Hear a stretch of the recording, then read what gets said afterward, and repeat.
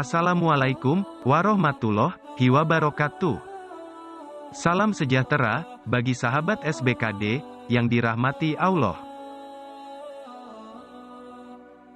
Peristiwa ini dikisahkan oleh Imron bin Husain ketika Rasulullah Shallallahu Alaihi Wasallam bepergian bersama para sahabatnya. Mereka banyak yang merasa kehausan. Melihat hal tersebut, maka Rasulullah Shallallahu Alaihi Wasallam mengutus dua orang sahabatnya, yaitu Ali dan Zubair. Sebelum mereka berangkat mencari air, Rasulullah Shallallahu Alaihi Wasallam berkata kepada keduanya, "Kalian berdua akan bertemu seorang wanita yang berada di tempat demikian. Ia mempunyai seekor unta yang membawa dua wadah dari kulit."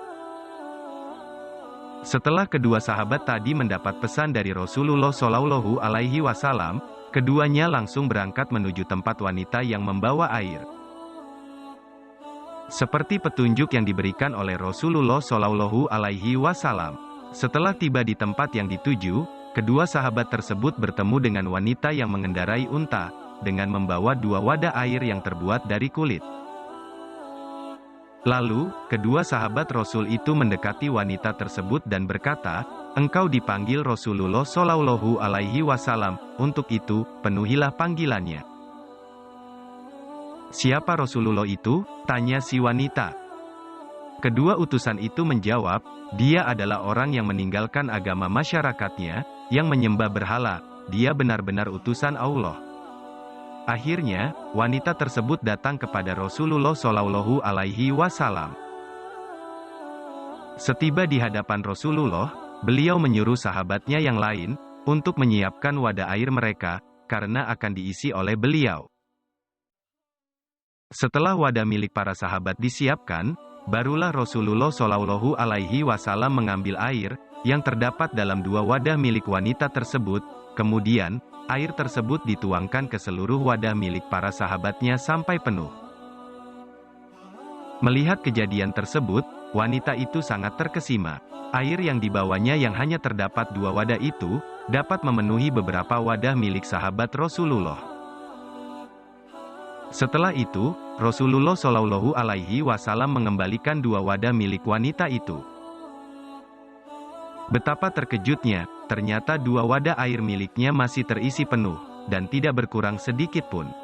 Padahal, wanita tersebut telah menyaksikan sendiri, air yang telah dituangkan Rasulullah Shallallahu Alaihi Wasallam ke dalam beberapa wadah milik para sahabatnya.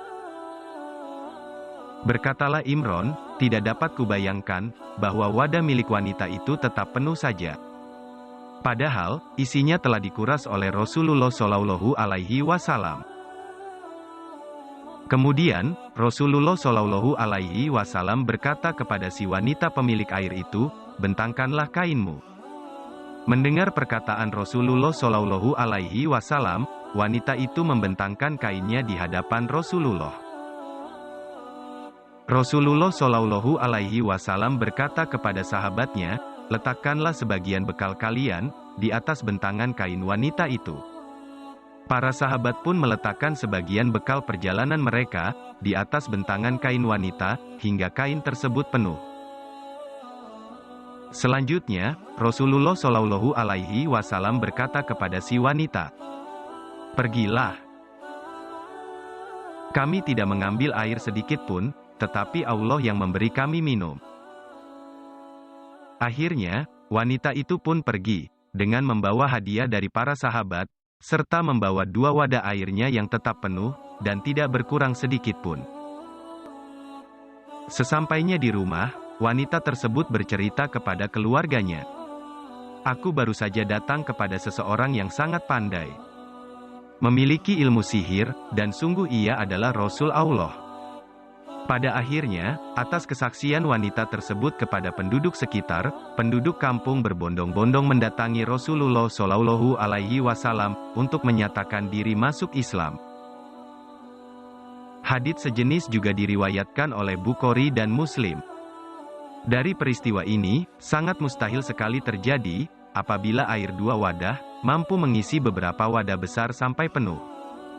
Bahkan, air dua wadah tersebut tetap penuh airnya, dan tidak berkurang sedikit pun. meskipun sudah dituangkan ke beberapa wadah milik sahabat Rasulullah. Sahabatku, inilah mukjizat Nabi Muhammad SAW yang tidak akan mampu dicerna secara ilmiah oleh otak manusia manapun, kecuali dengan keimanan. Wallahu a'lam bishawab.